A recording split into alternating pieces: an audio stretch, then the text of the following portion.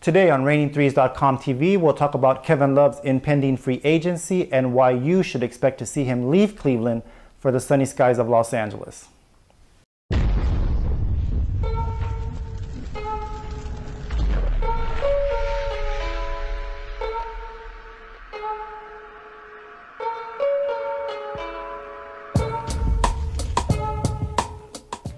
Cleveland is currently in the midst of what many expect to be a long playoff run.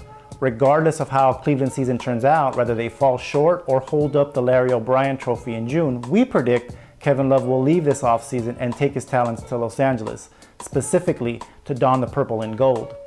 Now, why are we so confident that Love is leaving a team with the best player in the league, which almost guarantees they'll be in championship contention for the foreseeable future, to then go to a team that just set the mark for the worst record in their franchise's history, and their best player is nearing 37 and coming off his third straight year where his season was cut short due to a major injury? Well, we have numerous and very convincing reasons as to why we see this happening. The first reason we see Kevin Love bailing on Cleveland altogether is that the Cavs ended up being a really poor fit. Love came to Cleveland with an impressive resume, a three-time All-Star, coming off a remarkable season where he averaged 26, 12, and 4, and being named to the All-NBA team, the second time in his career.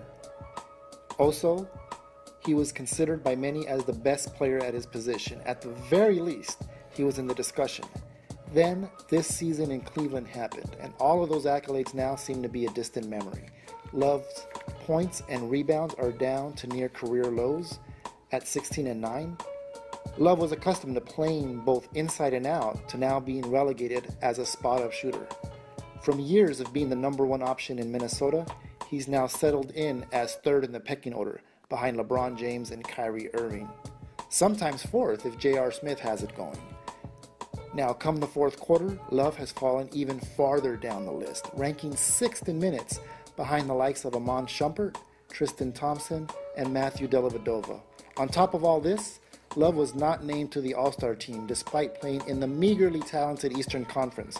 Love is now in a lose-lose situation. If the Cavs do win the championship, Love will receive little credit, being seen as nothing more than a role player. But if they don't win it, much of the blame will fall on his lap for not meeting expectations and finding his place as the third part of the Big Three. After an absolutely forgettable season like this, Love will surely look to get as far away from Cleveland as possible and get a fresh start elsewhere. Love is actually out for the rest of the playoffs with a shoulder injury, so he'll actually receive no credit if the Cavs win. We also haven't mentioned the rocky relationship between Love and LeBron, which was brought to light in that infamous Instagram photo that included just about everybody on the Cavs except Love and had the caption of "click up," making it perfectly clear that Love is not a part of LeBron's clique. So we laid out why Love will want out of Cleveland, but why will he want to come to Los Angeles and not, say, Boston or New York? Well, one big reason why is because Los Angeles had a 26-year head start over any other NBA city. Love was born in beautiful Santa Monica, California in 1988. Now, he did move with his family to Oregon at an early age and played his high school ball at Lake Osagawa High School. However, this is where we see our first big sign that Love has an affinity for his true hometown, Los Angeles. In the first opportunity he had to pick a city where he would play college ball, he picked UCLA, which of course is in Los Angeles. He picked them over any other college, including the University of Oregon, where many had expected him to choose considering he was a high school basketball star in the state of Oregon. And it is also where his dad, Stan Love, played his college ball.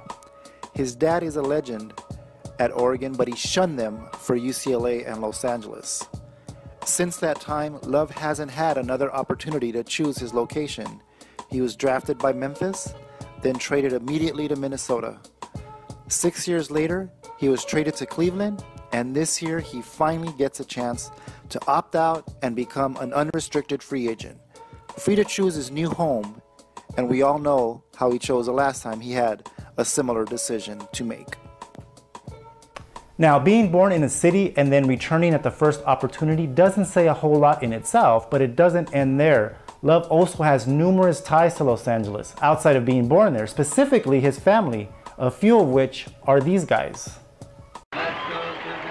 Everybody's learning how. Come on, it's a party with me. Come on, it's a party with me. Early in the morning we'll be starting out. Some honeys will be coming along. We're loading up a woody, put the boards inside, and heading out singing our song. I'm picking up good vibrations. She's giving me the excitations. I'm picking up good vibrations. She's giving.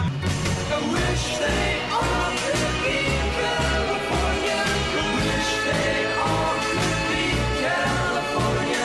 I wish they all could be California girls. That's right, those guys singing about California girls and surfing are Kevin Love's family. Mike Love, who you saw in the video, founded the Beach Boys and is Kevin's uncle. You can't get any more Los Angeles than the Beach Boys with their songs about surfing, good vibrations, and California girls, and that spirit runs through Kevin Love's veins.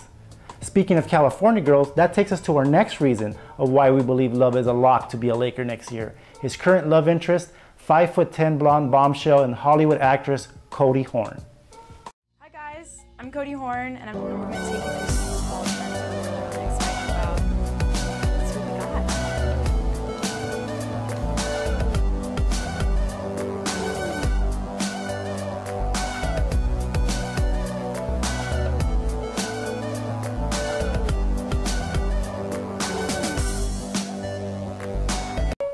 Yes, the beautiful Horn, who you just saw in the clip, most recently played the girlfriend of Channing Tatum's character in the movie Magic Mike. That's Kevin Love's girlfriend, and due to the nature of her work, she has to live near Hollywood. So if Love wants to spend more time with her, he'll want to play for a team close by.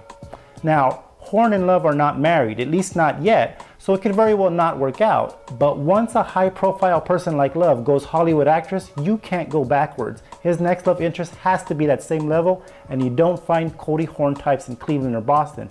You do, however, in Los Angeles, and it's not the Clipper home games where you'll find them sitting courtside. As we all know, it's the Laker home games.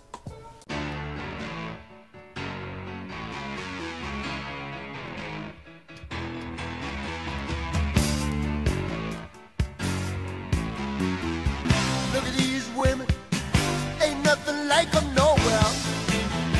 Finally, the most convincing reason that Love will be a Laker next season is the years of rumors and talk about Love doing just that from various basketball people, including unnamed NBA GMs, former players, and unnamed sources out of the Love camp. Now, of course, Love has never stated his desire to come to the Lakers, at least not publicly, but it's that whole idea of where there's smoke, there's fire. And in the case of Love's rumors of him coming to the Lakers via free agency, there's been a whole bunch of smoke for quite a few years.